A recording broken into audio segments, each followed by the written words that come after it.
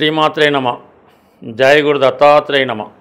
ఈ వీడియోలో మనం కర్కాటక రాశి వారికి ఆగస్టు 1వ తారీఖు నుంచి 15వ తారీఖు మధ్యలో జరగబోయే వార ఫలాలు పరిశీలిద్దాం. ముందుగా కర్కాటక రాశి అందే బుధాదిత్య యోగం ఏర్పడింది. ఇది ఒక విధంగా నిపుణ యోగం అంటారు దీన్నే. మరొక విధంగా బుధాదిత్య యోగం ఏర్పడడం జరిగింది. ఏదైనా ఒక రాశి యందు ఇటువంటి యోగాలు ఏర్పడుతున్నప్పుడు ఆ రాశి వారికి విజయ అవకాశాలు ఎక్కువగా రావడం జరుగుతూ ఉంటుంది. ముఖ్యంగా బుధుడు వ్యాపారకారకుడు అవటం వలన మీలో ఉన్నటువంటి సామర్థ్యానికి తగు విధంగా కొత్త అవకాశాలు రావడం జరుగుతూ ఉంటుంది. ప్రస్తుతం చేస్తున్నటువంటి వృత్తి వ్యవహారాలతో పాటు అదనంగా వేరే ఉపాధి అవకాశాలు అంటే ధనం సంపాదించే మార్గాలు అన్వేషించడం జరుగుతూ ఉంటుంది. ఇప్పుడు ఏదో ఒక కొత్త విద్య నేర్చుకునే అవకాశం కూడా చాలా వరకు కనబడుతూ ఉంటుంది. అంటే టెక్నికల్ రంగంలో ఉన్న టెక్నికల్గా నేర్చుకుంటూ ఉంటారు. వేరే విధంగా ఉన్నవాళ్ళు వారి శాస్త్రాన్ని అధ్యయనం చేయడం, కొత్త విషయం తెలుసుకోవడం జరుగుతూ ఉంటుంది. ఇవన్నీ బుధుడు మీకు ఇప్పుడు ఏది నేర్చుకున్నా కూడా తొందరగా దాన్ని అవగాహన అవ్వడం, దాని మీద పట్టు సాధించడం కూడా జరుగుతూ ఉంటుంది. ఆల్రెడీ రాశి అందే రవిగ్రహ సంచారం మీలో కాన్ఫిడెన్స్ పెరుగుతూ ఉంటుంది. ఏదైనా సమర్థవంతంగా నిర్వహించగలనటువంటి బలం పెరుగుతూ ఉంటుంది. ఆత్మకారకుడు రాశి యందు ప్రవేశించడం వల్ల మీరు ఏదైతే జీవితాశయం ఉంటుందో, ఏదైతే సాధించాలని అనుకుంటున్నారో అది కంపల్సరిగా ఈ సమయంలో సాధించవలసి ఉంటుంది. ఇక ధనస్థానంలో కేతుగ్రహ సంచారం వల్ల కుటుంబ సభ్యుల మధ్య కొద్దిపాటి అభిప్రాయ భేదాలు రావడం జరుగుతుంటుంది. మీరు ఏ ప్రయత్నం చేసినా దాన్ని ఏదో విధంగా విమర్శించే ప్రయత్నం చేయడం జరుగుతూ ఉంటుంది. అంటే వాళ్ళ యొక్క మాటలు పట్టించుకోకుండా మీ ప్రయత్నంలో మీరు వెళ్ళడం అనేది మంచిది. ఇక ముఖ్యంగా కుజుడు, ఈ రాశి వారికి కుజుడు యోగకారకుడు. అటు దశమాధిపతిగా అలాగే పంచమాధిపతిగా 3వ స్థాన సంచారం. ఇప్పుడు 100% కర్కాటక రాశి వారికి ఉద్యోగంలో మార్పు వచ్చే అవకాశం ఉంది. దశమాధిపతి తృతీయ స్థానంలోకి వచ్చినప్పుడు ఉద్యోగంలో మార్పు రావడం జరుగుతుంటుంది. కొంతమంది కొత్త ఉద్యోగం అన్వేషిస్తూ ఉంటారు. కొంతమంది పాత ఉద్యోగాన్ని ఏదో కారణాల వల్ల వదిలివేయడం జరుగుతూ ఉంటుంది. ఎస్పెషల్లీ వృత్తిలో ఎక్కువ ఇబ్బంది పడడం జరుగుతుంది. ఎందుకంటే దశమాధిపతి పైన శని యొక్క దృష్టి పడుతుంది.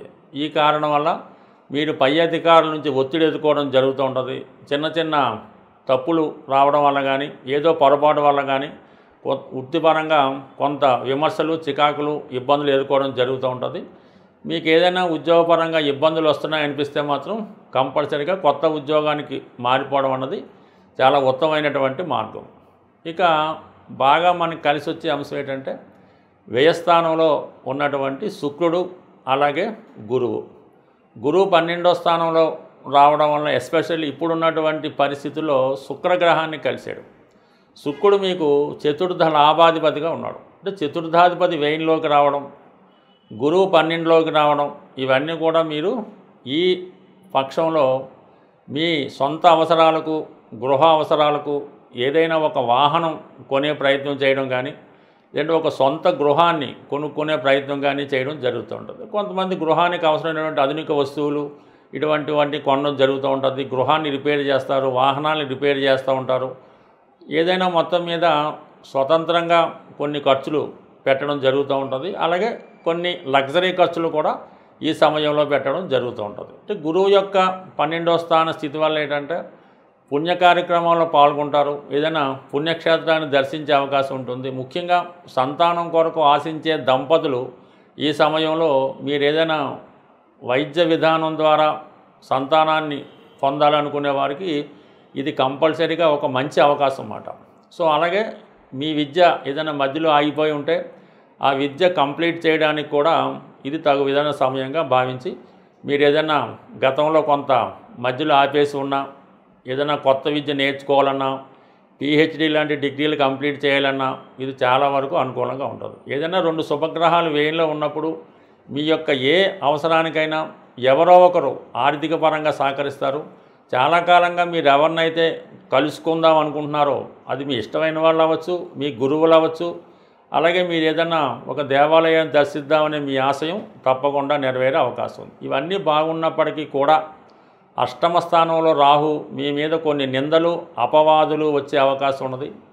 భాగ్యస్థానంలో ఉన్నటువంటి శని భగవానుడు వక్రగమనం పొందడం వల్ల కూడా గతంలో క్లోజ్ అయిపోయింది అనుకున్నటువంటి ఏమైనా ఇబ్బందులు మళ్ళీ తిరిగి మొదలయ్యే అవకాశం ఉంది కాబట్టి వాటి విషయంలో కొంత జాగ్రత్తగా వ్యవహరించడం మంచిది. బట్ ఏదైనా ఈ రాశి వారికి అటు రాహువు శని గ్రహాలు అనుకూలంగా లేకపోవడం వల్ల ఆ 2 గ్రహాలు అనుగ్రహం కోసం మీరు ఏదైనా శుక్రవారం రోజు అమ్మవారిని దర్శించి అమ్మవారికి కుంకుమర్చన, శనివారం రోజు హనుమాన్ ఆలయం దర్శించి హనుమానికి సింధూరంతో పూజ చేయడం వల్ల మీకు వచ్చినటువంటి ఎటువంటి ఇబ్బందులైనా ఈ పక్షంలో తొలగే అవకాశం ఉంటుంది. సాధారణంగా మన జాతకరీత్యా శుభంగా ఉన్న నష్టంగా ఉన్న కొన్ని పరిహారాలు అన్నవి చేయడం జరుగుతూ ఉంటుంది. అయితే మనం కొన్ని సందర్భాల్లో ఎన్ని పరిహారాలు చేసినప్పటికీ కూడా మనకి అర్హత ఉండి కూడా ఆ ఫలితం రావడం లేదంటే కంపల్సరిగా మనం నివసిస్తున్నటువంటి గృహంలో ఏదో విధమైనటువంటి వాస్తు దోషం ఉండడం వల్ల మనం చేస్తున్నటువంటి ప్రయత్నాలు ఫలించకుండా పోవడం జరుగుతూ ఉంటుంది. అందువల్ల కొంతమంది అపోహ ఏంటంటే మీకు ఏదో ఒక సొంత గృహం ఏదో ఊర్లోనో టౌన్లోనో ఉండడం జరుగుతూ ఉంటుంది. మీరు కారణాంతరాలు ఉద్యోగరీత్యా ఏ సిటీలోనో వేరొక ఇంట్లో అద్దెకు ఉండడం జరుగుతూ ఉంటుంది. అది కొంతవరకు మీకు అద్దెకున్న ఇల్లు వాస్తుపరంగా బాగున్నప్పటికీ కూడా సొంత గృహంలో ఉన్నటువంటి అంటే ఎక్కడైతే మీరు పుట్టి పెరిగారో మీ పేరుతోనో మీ పెద్దవారి పేరుతో ఉన్నటువంటి గృహంలో ఉన్నటువంటి వాస్తు దోషాలు మీ మీద ప్రభావం చూపడం వల్ల ముఖ్యంగా ఈ విధంగా మనం చేసే ప్రయత్నాలు విఫలమవడం జరుగుతూ ఉంటుంది.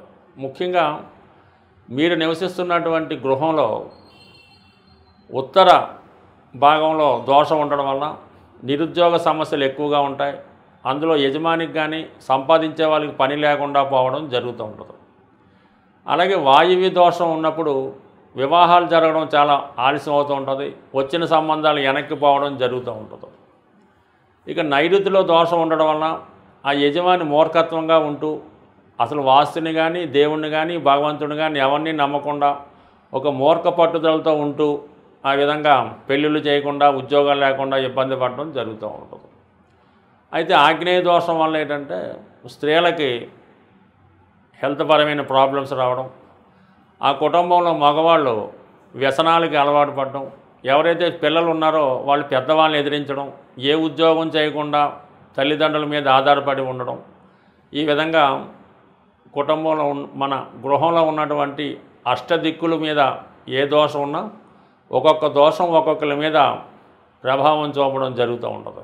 ఈశాన్య దోషం వల్ల పెద్ద సంతానం, ఆగ్నేయం వల్ల ద్వితీయ సంతానం, వాయువు వల్ల తృతీయ సంతానం, నైరుతి ఫాల్ట్ ఉంటే మొత్తం అందరి మీద ప్రభావం చూపడం జరుగుతుంటుంది. కాబట్టి అంటే మీకు ఎన్ని ఇళ్ళున్నా ఎక్కడున్నా ఆ ప్రభావం మీ మీద పడుతుంది. ముఖ్యంగా అమ్మాయిలకి స్త్రీలకి పెళ్ళైనా కూడా వారి పుట్టింటి వారి యొక్క వాస్తు దోషం మీ మీద ఉంటుంది. కాబట్టి ముందుగా అంటే మనం ఎన్ని ప్రయత్నాలు చేసినా ఫలితం రావట్లేదు, వివాహమై 7-8 సంవత్సరాలు అయింది, సంతానం కలగడం లేదు, ఇటువంటి దీర్ఘకాలిక సమస్యలు ఉన్నవాళ్ళు కంపల్సరిగా ఒకసారి మీ గృహాన్ని, మీ పెద్దల గృహాన్ని, మీ పుట్టింటి వారి గృహాన్ని చక్కగా పరిశీలించుకుంటే అంటే మీతో పాటు మిగతా వారిని కూడా బాగు చేయడం కానీ వారిని మంచి మార్గంలో పెట్టడం కానీ జరుగుతూ ఉంటుంది. అయితే ఏదైనా చిన్న చిన్న చిట్కాల వల్ల వాస్తు యంత్రం పెట్టినంత మాత్రాన మీ గృహంలో ఉన్నటువంటి వాస్తు దోషం అనేది ఎట్టి పరిస్థితులు కూడా తొలగదు.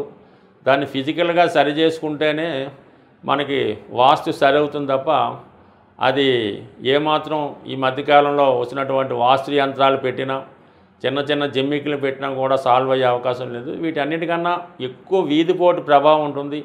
వీధిపోటు ఏ దిక్కు నుంచి వచ్చినా ఆ గృహంలో ఉన్న వాళ్ళకి ఏదో విధంగా సడన్గా జరిగే సంఘటనలు జరుగుతుంటాయి. కాబట్టి కంపల్సరిగా మనం బాగుపడాలనుకుంటే కంపల్సరిగా వాస్తుని సరి చేసుకోండి. జీవితాలు 100% నా అనుభవపూర్వకంగా నేను చాలామందిని సరిచేయడం జరిగింది. వీళ్ళంతా కూడా ఇప్పుడు సక్సెస్ఫుల్గా ఉండడం జరుగుతూ ఉంటుంది. బట్ ఏదైనా ఫిజికల్గా సరి చేసుకోవాలి తప్ప వాస్తుకి యంత్రాలు అయితే 100% పనిచేయవు. స్వస్తి.